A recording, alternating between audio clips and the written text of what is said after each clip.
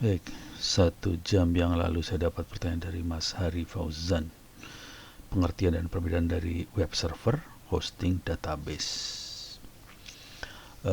Untuk lebih jelasnya, sarannya sih baca-baca kuliah saya sih di LMS Ono Center RID/model.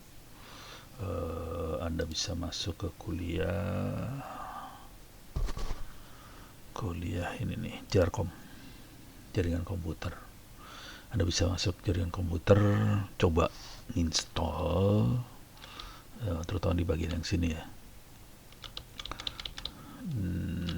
Nah, ini dia. Web Content Management System. Di sini Anda melihat langsung namanya web server, database, hosting, jadi kerasa seperti apa. Tapi saya coba kasih gambar lah, kayak ini. Pinta. Oke. Ini saya gedein dulu.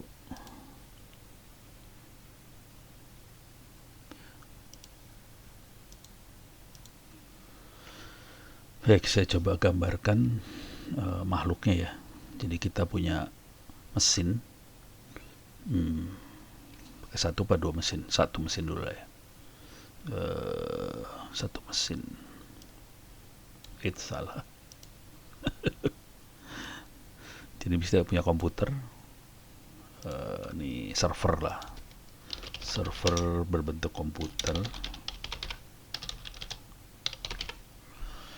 Oke, di server itu kita bisa instalasi aplikasi web.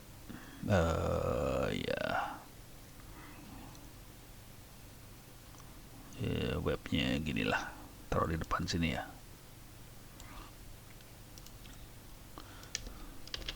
Web server. Contohnya Apache. Contoh lain Nginx. Cuman orang nyebutnya Nginx. Tapi sebenarnya Nginx. Oke. Nah, di web server ini user dari luar, dari internet akan masuk. Dan dia minta data segala macam. Misalnya kalau pas masuk http://www.google.com, nanti web servernya Google akan terima. Nah, kemudian biasanya web server akan ngomong ke belakang ya. Di sini ada database di sini. Database bisa ditaruh di server ini, bisa ditaruh tempat lain ya. Bisa ditaruh di server lain. Bebas sih. Kalau mau gampang disatuin, jadi irit mesin. Cuman lebih berbahaya. Database server bisa MySQL, bisa Oracle bisa PostgreSQL dan lain-lain. Banyak lah, database server tuh banyak banget.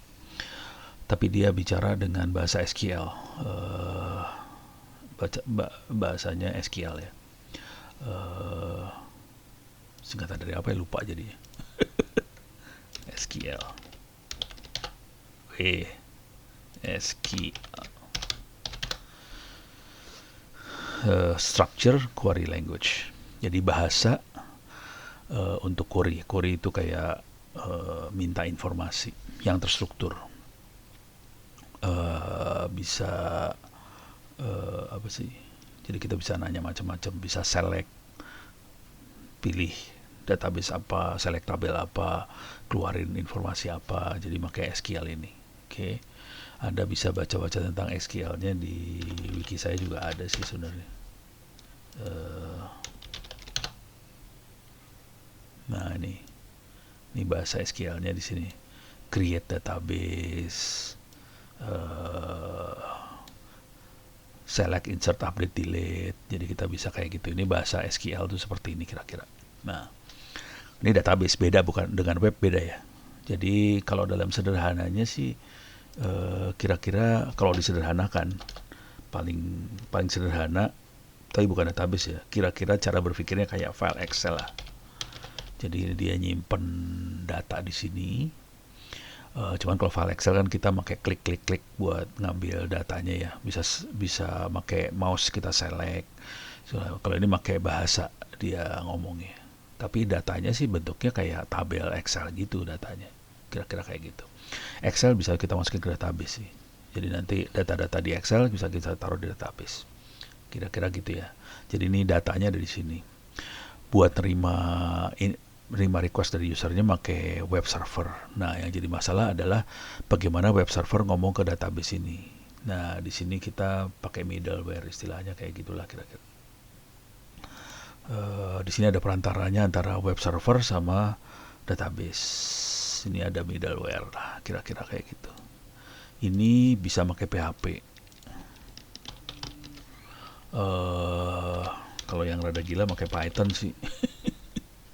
Tapi yang banyak dipakai PHP. Jadi request yang terima dari luar, requestnya sederhana aja sih, misalnya get, put, kayak gitu-gitulah. Ya. Ini requestnya ke sini, kemudian dia akan terjemahkan request ini ke dalam database ini. PHP ini juga yang ngatur tampilan web apa segala macam, itu PHP-nya. Oke, jadi PHP-nya yang akan ngatur ini semuanya. Gitu, kira-kira kayak gitu. Jadi web servernya buat terima dari luar, database-nya dari belakang. Dan semua ini ditaruh di server. Nah, server ini kan taruh di internet. Nah, ini tempat naruh server itu biasanya perusahaan hosting.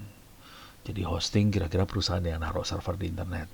Cuman sekarang ini kita kalau saya sih nggak akan, kalau hosting kan biasanya dia spesifik, dia cuman server WordPress kayak gitu-gitu ya. Nah, kalau saya akan minta mesinnya langsung. Makanya sekarang ini kebanyakan udah nggak, ya masih ada sih hosting. Cuman kita cenderungnya ke cloud. Cloud itu kita bisa milih, minta server, minta aplikasinya aja, minta subroutinnya aja, segala macam bisa milih. Itu cloud. Jadi pilihannya mau hosting atau ke cloud. Anda bisa lihat tentang cloud dan sebagainya di video saya yang lain. Masuk ke Ono Center. Nah, di sini ada video, masuk video lah. Mana sih?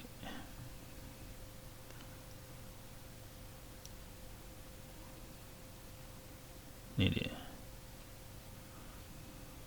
Bentar. Ini dia. Oke. Anda bisa lihat perbedaan antara edge grid sama cloud computing. Jadi cloud itu kayak hostingan tapi yang lebih kompleks daripada hosting yang sekarang. Jadi kita cenderungnya udah ke arah cloud. Contohnya adalah server e-learning yang saya pakai ini. Ini di cloud ini sebenarnya. Teman-teman dari Kenceng Solusindo.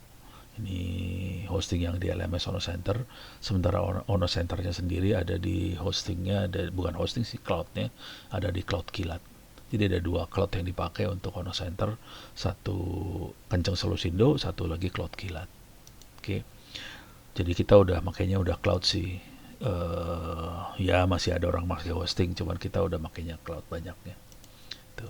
Jadi kira-kira gitu bentuknya. Jadi ini web server, database di belakangnya buat nyimpan data, web server buat terima request dari luar, dan servernya bisa ditaruh di hosting atau kita kalau sekarang lebih banyak taruh di cloud. Oke. Mana tadi yang nanya? Ini dia. Mudah-mudahan bisa menjelaskan buat Mas Hari Fauzan tentang perbedaan web server, hosting, database.